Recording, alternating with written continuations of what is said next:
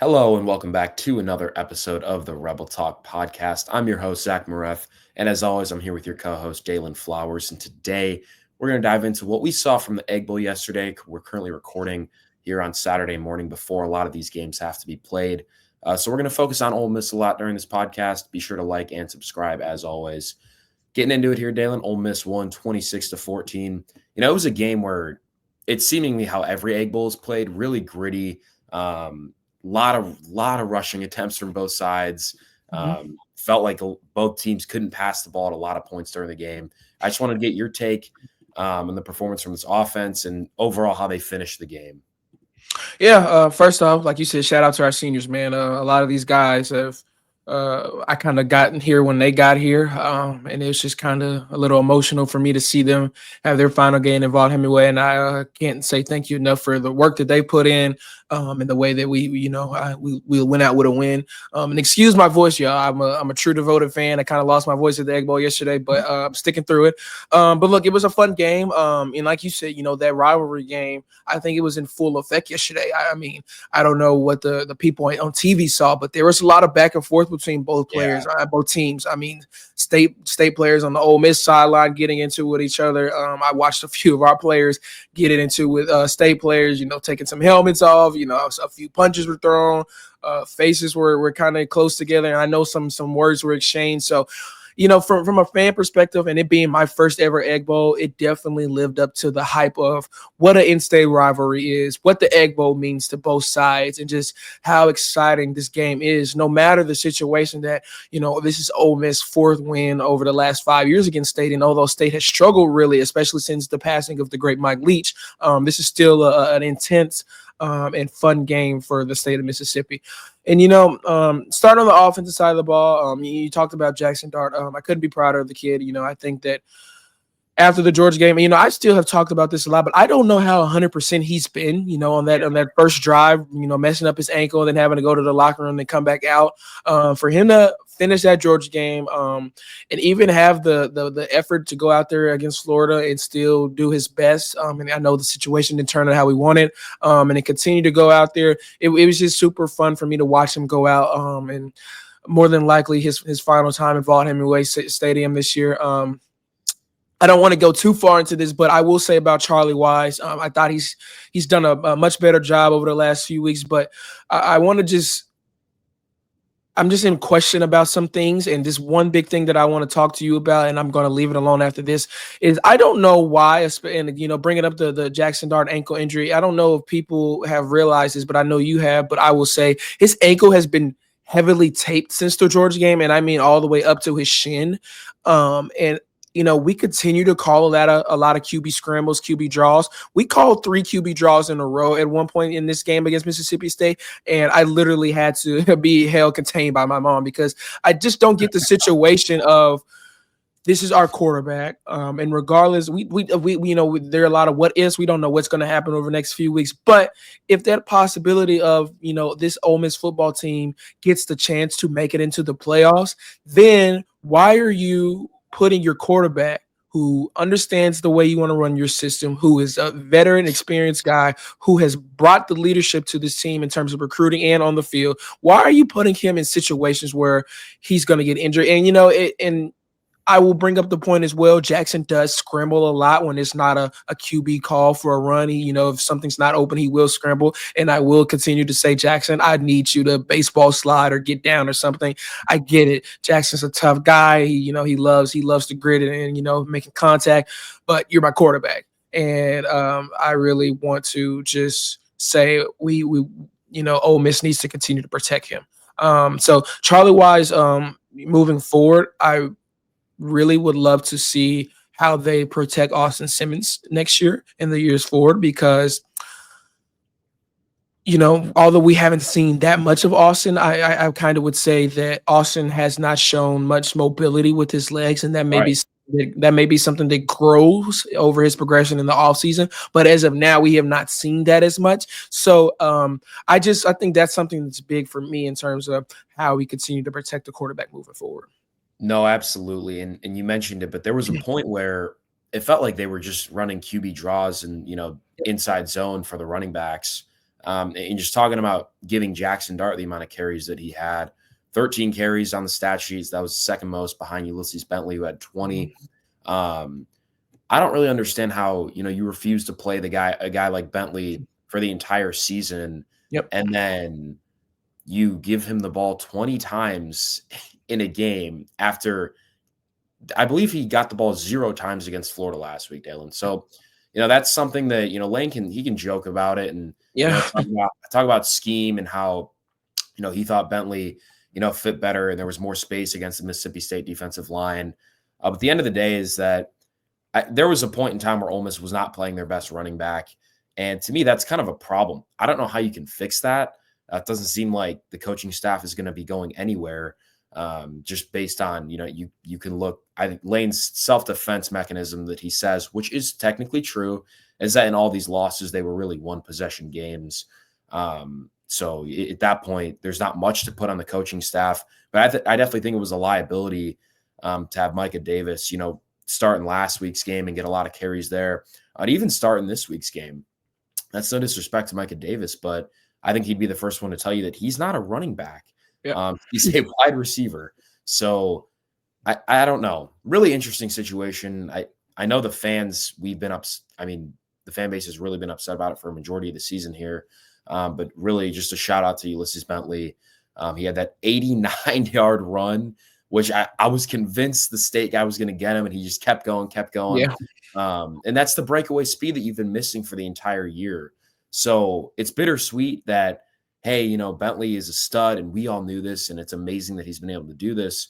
But in a game that didn't have as much meaning as, maybe a game like Florida or a game like Kentucky, where he really didn't play a lot. I know he got some snaps in the LSU game too. But just a shout out to Ulysses for sticking through this really, really just gross situation. Again, I don't think there's going to be much change in the coaching staff, just based on how Lane approaches the situation and how he has throughout the season. Which, that's up to your opinion, whether you think that's right or not. But definitely want to give Bentley his credit there. Looking at the receiving stat sheet here, also want to give Caden Prescorn some credit. That touchdown catch, it was hard to see, from the student section. I really didn't have a good angle on it, but I ended up seeing the replay afterwards. And what a catch, man. I think he bobbled it like 2 or 3 times. Ended up, staying locked in on the ball, making a really good grab there, and ultimately pulling away from Mississippi State for the remainder of the game. Let's see here. Jordan Watkins, couple catches. Caden Lee. Yeah, there wasn't much in the passing game, but the guys who made plays made important ones.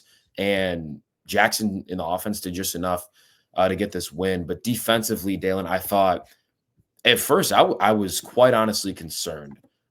This Van Buren kid, he can play, man. He's a true freshman. He's coming into his first Egg Bowl. He really has nothing to lose. But that first half, he was slinging it. I mean, they were catching passes. Me and the students and the fans were quite honestly in disbelief, just based on how the kid was just slinging it across the yard. 17 for 32, 280 yards, averaging 8 yards a pass. But then the second half rolled around and Pete Golding did what he always does. He made those halftime adjustments. The defensive line started getting after him a little bit, and they really limited Mississippi State and allowed the offense to pull away here. So I just want to speak to that defense a little bit here, get your thoughts on how they adjusted going into that second half. Yeah. Look, this Ole Miss defense has been and shout out to Pete Golding, what he's done over this year and in the offseason, and not just in terms of recruiting in the transfer portal, but also recruiting in the high school recruiting class, developing a really good staff and, bringing in Joe Judge and Zach Arnett and a few other guys, especially on that secondary, that just continue to develop who he was as a coach. I thought the defense played really good. And, in the first half, people will look at a few of those big passing plays, but that's something that honestly we've kind of seen over the virtue of the season. You think about the Kentucky game, the fourth down and Brock Vandegrift, a very gutsy play call by Mike Stoops and company, but they go for it on fourth down, deep ball pass, and they get the first down and then end up scoring on that drive. Garrett Nussmeier, against LSU, struggled a lot, but had a few big pass plays to Kyle Lane throughout the game, and then the big pass play in overtime to win the game for them. And even against Florida, DJ Lagway, I think created a lot of those opportunities himself with just his athleticism, but a lot of deep passes happened. This pass defense has always just been the little bit of the asterisk for this Ole Miss defense this year. I think that obviously the rushing yards against and the defensive line and the stack numbers that they put up and the linebackers and the way they've helped the defensive line and helped drop back in coverage. But the pass secondary has always been the little asterisk for this defense. I think they ranked 94th in the country this year, if I'm not mistaken, compared to all the other sacks, all the other stats for this Ole Miss defense were like top 5 in the entire nation. So when those things were happening, I wasn't completely losing my mind. And that's because I've seen it happen this year. And like you just brought up, which is a great point, we adjust really well. The first half against Florida last weekend, I don't remember the exact number of rushing yards they had against our number one rushing defense in the conference, but they ran the ball right up our throats. And then in the second half, coming out in the third quarter, they only margined 6 total yards of rushing yards in the third quarter. So I wasn't completely concerned about how the pass game was looking really effective for Mississippi State coming out. It was a cold game, a Friday game. I think the players were a little bit jittery. I think emotions were running high. Things like that happen. That's football. Everything is not going to go your way every single snap, every single play. And I kept my calm really well. But that's also just because I've seen these players develop really well. Jaden Kennedy, had a few mishaps in the first half, and a few other guys did as well. I just want to call out Jaden. And, some of them got beat really bad off the line of scrimmage. Some of them, were there the whole time but just didn't turn their head to play the ball. And I thought that, after that first half, they cleaned it up. I saw their emotions and their calmness stay at a high level, and they continue just playing the football that I've watched them play all year long. So it was exciting to watch those guys do a great job. And this defense is something that is just kind of awe-inspiring for me because I haven't been an Ole Miss fan my entire lifetime, but being here since my freshman year, I've truly gained a love for this school and for this football program. But the defense that I've seen is the best defense I've ever been able to experience. And it's kind of just frustrating that we have 3 losses, and I feel for this defense. But regardless of the fact, a lot of these guys are going to be playing on Sundays for a long time. And one huge shout out that I want to give is to Chris Paul Jr. I've watched him myself for a long time, being from Arkansas, and I just was so excited when I heard that he was going to be transferring here. And the role that he has taken this year as a leader on the field is ridiculous. I don't know if you noticed this, but for anyone watching, especially if they've been to a lot of the home games, he will always immediately come out and just lift his hands up to hype the crowd up. And I've never really seen that from, many defensive players over the last few years. And he does that a lot, especially when, our backs are against the wall and the opposing team has gotten to the red zone, they're about to score. And then the other players follow right up with them and try to hype the crowd up. He, not only with that type of leadership, but his play style is just so fun to know that this guy plays for Ole Miss and not for another team. He's just a dog, It seems like every single play, Chris Paul is going 200%. He wants to rip someone's head off. Is understanding every single play and how it's going to happen. And I'm just in awe of how great this kid looks. He looks like a 10-year vet that's been playing in the NFL for 10 years. And, he has another year of eligibility, whether he comes back or not. I'm just excited for his future endeavors and what he does in his future. So I just really want to give a huge shout out to him. And as well, I don't think that Sunterian Perkins broke the sack record, but I may be wrong. Someone correct me if I'm wrong. I just don't know. I haven't really looked at the stats yet, but he's either tied, broke it, or he's 0.5 away. And so for a guy in his second year, a guy that last year was the only 5-star recruit on this team, came in and he said, I'm gonna stay home, I'm gonna make a name for myself. I also want to give props to him. Man, he has just grown so much over last year, and we saw so much potential last year about Sunterian Perkins and just the growth he's gotten in a second year under Pete Golding. Man, I cannot wait to see what he does next year. And although this Ole Miss football team will be losing a lot of talent on the defensive side, I still think that this dude, Sunterian Perkins, is going to be an All-American. I think he's going to be a finalist for some end of season awards next year. And this is truly going to be a guy that will mark his name in Ole Miss football history. And I cannot say that enough. I think he has developed a really good resume already in just year two. But as well, the thing I love the most about him, Zach, is he keeps his head down. He's quiet. Some of these guys, with the NIL and the atmosphere of social media now, it's so easy for them to get cocky and in their mind to be taken away from the game.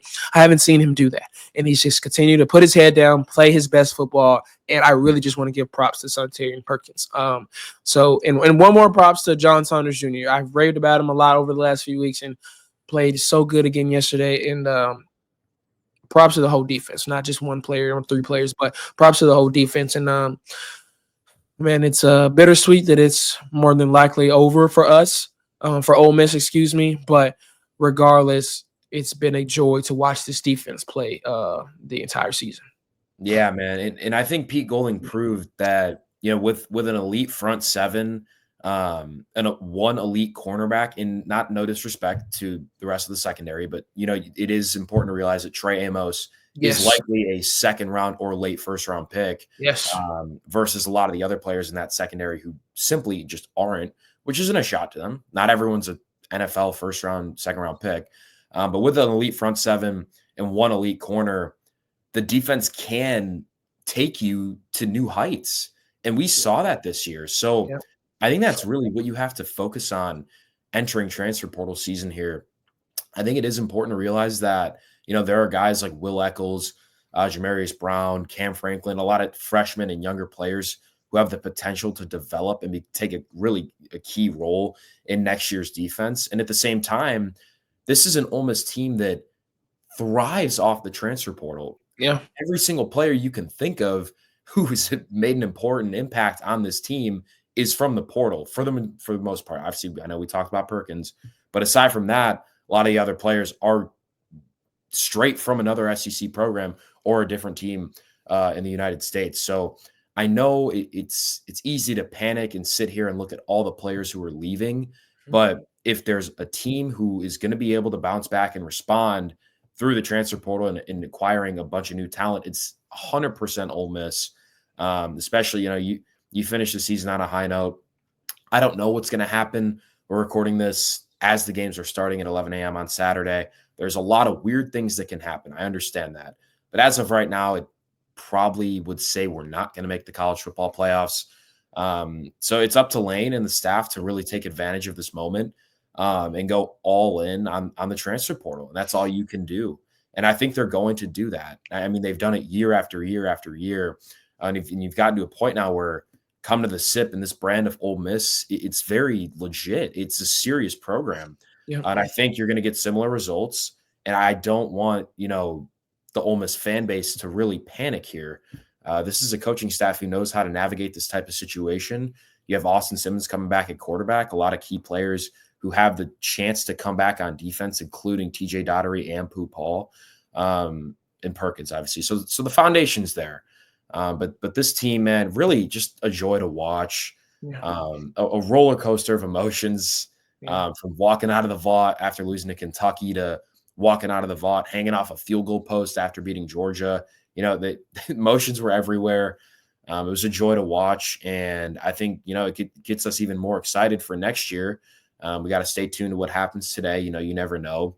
Mm-hmm. But definitely grateful to cover this team, to be in the stadium for a lot of those key moments, whether they were good or bad. It was a good time, Daylan. And I appreciate the fans obviously tuning in every week. We're continuing to come at you with portal content, recruiting content, all that type of good stuff, basketball content as well. Yep. But yeah, just a fun year. It's sad that it happened in the blink of an eye, but honestly, truly appreciate of the fan base and this team for Ole Miss, and looking forward to, kind of what's next for this team, this program. That's really all I got on this game, Daylan. Obviously, I'm about to go watch Tennessee versus Vanderbilt, Auburn, Alabama, all this stuff, all the hypotheticals we're going to be tuning into, keeping you guys posted. Is there anything else you have, Daylan? Yeah, let me yap for like 2 or 3 minutes really quick. And all right, first I want to bring up what you just talked about, recruiting.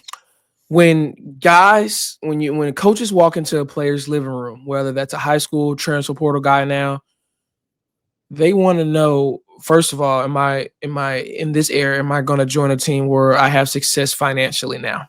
Secondly, am I going to have success in getting to the next level, which is the NFL? Thirdly, am I going to have success in having a winning football team?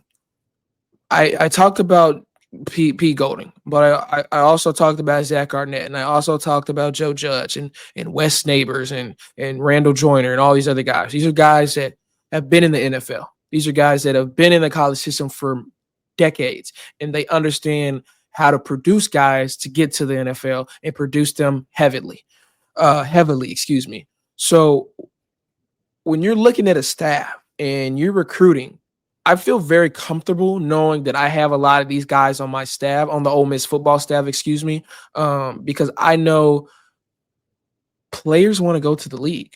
And this Ole Miss football team has a staff that is experienced of guys that had coaches, defensive coordinators for a long time, NFL experience, that know what it takes to get a player to the next level, and that's going to help out tremendously. When you have coaches that are maybe new, getting started, or even guys that have developed a great resume but are kind of on the outwards of going out of their career, it's hard for them to, in my opinion, it's hard for them to walk into a guy's living room and talk to their mom and parents and say that you come here, you're going to make a name for yourself, and you're going to play in the league for a long time. But we have guys on this staff that have been there, done it, experienced it, and sent guys there consistently. And it's going to even grow even more when, the experience of guys that we have this year that are going to be gone now, they're going to get drafted, and that's going to help out even more.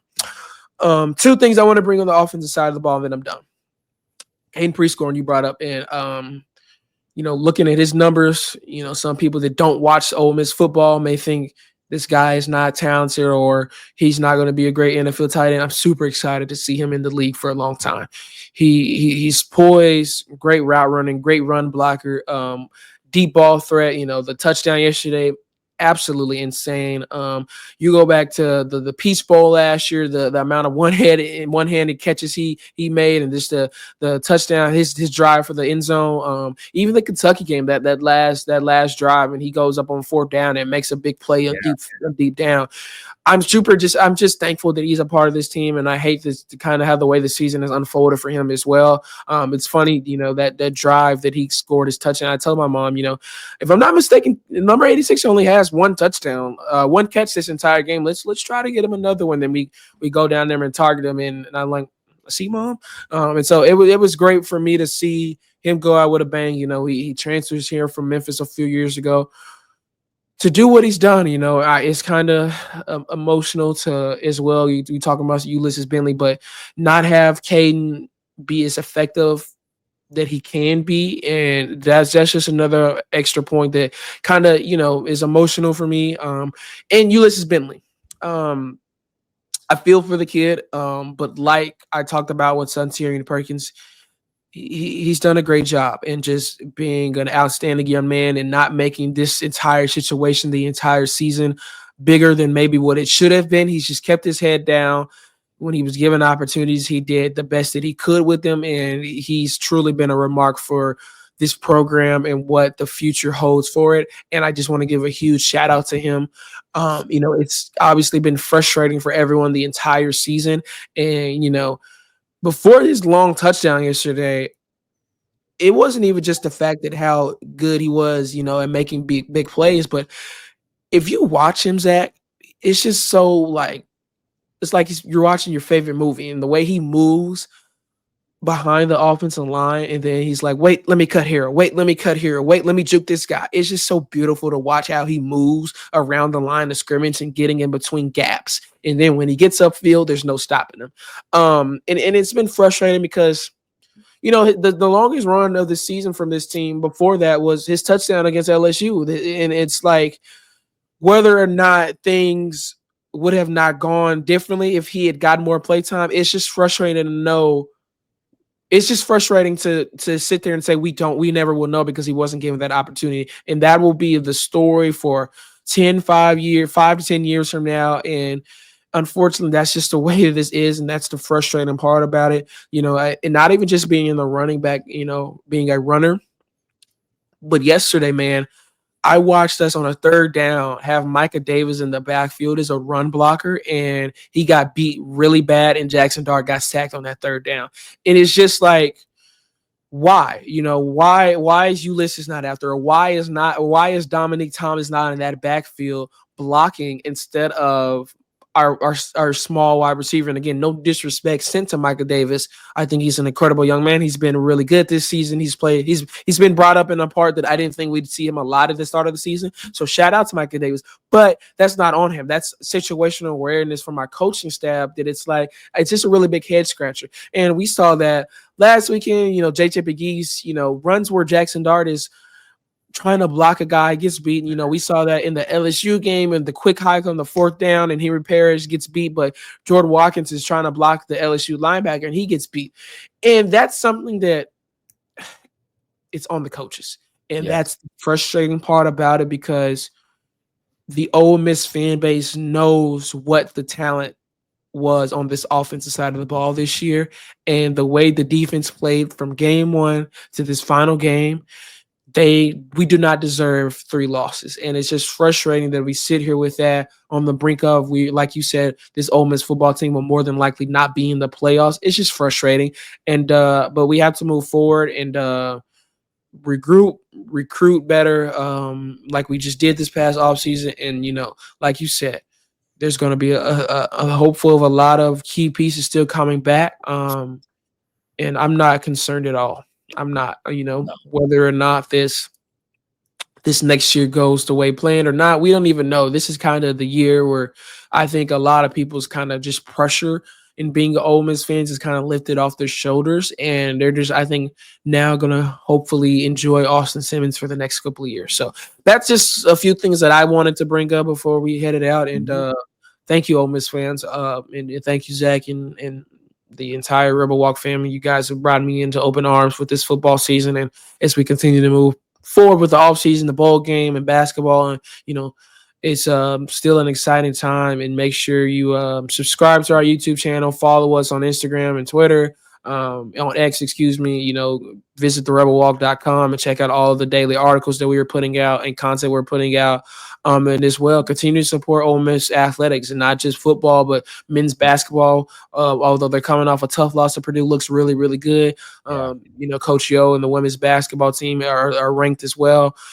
Moving forward, Mike Bianco is developed a really good staff this offseason, so I'm excited to see how they move forward in the spring, and just the epitome of everything. It's a fun time to be an Ole Miss fan and continue to support the Ole Miss athletics.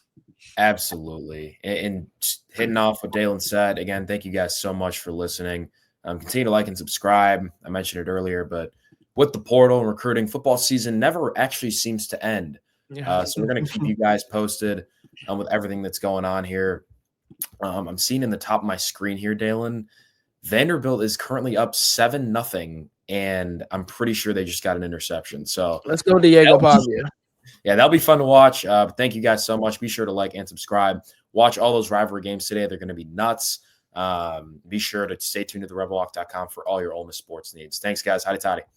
Howdy, toddy, y'all.